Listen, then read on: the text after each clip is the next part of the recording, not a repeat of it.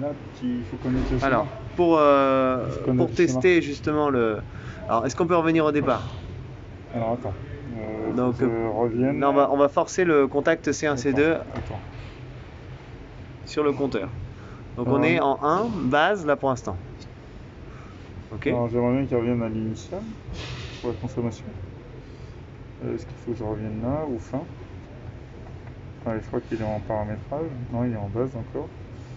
Il faut qu'on revienne à ce qu'ils nous disent fin. Alors, est-ce qu'il faut que je finisse en fin ici? Je crois que c'est après 6, 7, 8. Fin. Donc voilà, il revient en consommation. Au départ. Donc là, c'est la consommation qui est faite quand tu es dans une installation normale chez client. D'accord.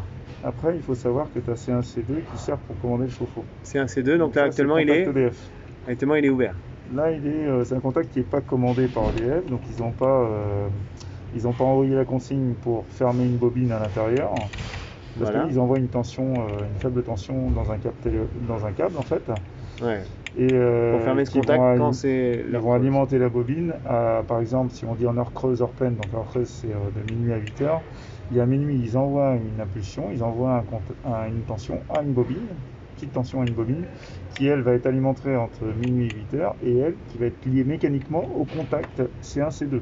C'est comme si on prend un interrupteur en fait, un contact d'interrupteur. Oui, c'est un contact. C'est un contact. Ouais. C'est pas un bout de poussoir, c'est un contact. Donc le contact actuellement il est en position ouverte. Et là, l'objectif, c'est qu'à minuit, il ferme ce contact-là pour alimenter la bobine de notre contacteur de puissance qui n'est pas ici. Nous, on n'a pas de contacteur de puissance. Normalement, on doit en avoir un parce qu'on a un chauffe-eau. Oui, mais chauffe-eau, vu que c'est une petite capacité, on est en direct en fait. C'est quand c'est accumulation qu'on a... Oui, mais on est en base, on n'est pas en heure pleine, heure creuse, comme j'ai mis. Oui, voilà. On est qu'en base. Ouais. Sinon, il faudrait un contacteur sur notre module, un contacteur de puissance heure pleine, heure creuse. Donc lui, il va se fermer. Mais ici, ce sont des câbles qu'il va falloir mettre la bonne section de fil pour alimenter le chauffe-eau, parce qu'il va monter en puissance. En général, c'est pour alimenter en petit fil, pour alimenter une bobine d'un contacteur de puissance. Oui, on ne va pas faire passer la puissance par ce contact-là. Voilà, c'est pour ça qu'on passe par un contacteur. Il va fonctionner avec la puissance du chauffe-eau va fonctionner sur du 20 ampères.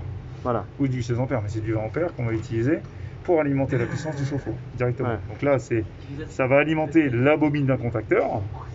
Ensuite, la puissance du contacteur, un contact du contacteur va alimenter la puissance de la bobine du contacteur, et les contacts de puissance du contacteur qui sont protégés en amont par un disjoncteur chauffe-eau de 20 ampères, va alimenter le chauffe-eau. Voilà. Donc lui, il alimente théoriquement la bobine du contacteur, qui est protégée par du 2 ampères. Donc là, il est ouvert, et sur votre chauffe-eau, en fait, sur le compteur, on peut utiliser la touche prog, et on voit 1 base, 2, 3, 4, 5 et 6. 6, on est sur les commandes du contacteur. Ensuite, là, on est en IO. C'est IO, c'est pas 10, c'est IO. 10-/-20, c'est IO. C'est l'interrupteur qui est ouvert. Moi, je vais appuyer dessus et ça va marquer IF. Et en ayant IF, il y a un contact qui va s'entendre, qui va s'enclencher. D'accord, ouvert, fermé. Alors attention, on va peut-être en entendre, mais il faut le rapprocher pour entendre le contact. J'ai entendu là qu'il a fait IF. Voilà, mais par contre on a toujours. Mais là, voilà. Et là, il faut le sélectionner. C'est-à-dire qu'on l'a choisi, et il faut le valider. Et là, on vient entre C1 et C2, c'est fermé. Et là, on l'entend et on voit bien qu'il est sur la continuité. Ouais, on est à 0. Si moi je rouvre, vous allez le voir sur l'afficheur. On va l'entendre aussi. Mais pour ouvrir, il faut appuyer sur le bouton. Défilement, et je valide. Et donc défilement, on a mis sur ouvert. IO quoi.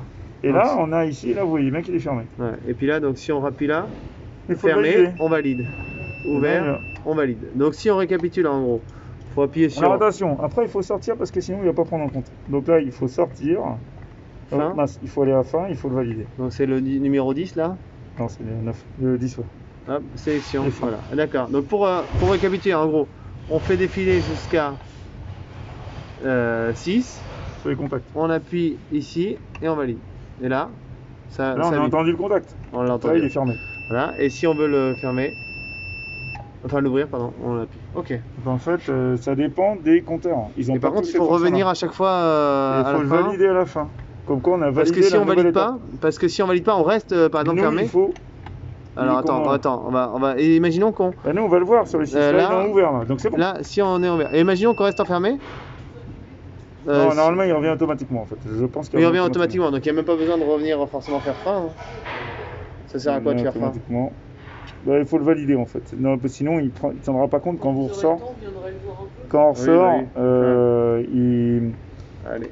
Quand on ressort, finalement, ça vas-y, mesure encore. Il revient automatiquement. C'est nous qui allons le forcer. On va le forcer. En fait, c'est juste pour forcer. C'est nous, c'est pour tester, pour le forcer en fait. C'est juste un test de forçage. Très bien. Parfait. Merci.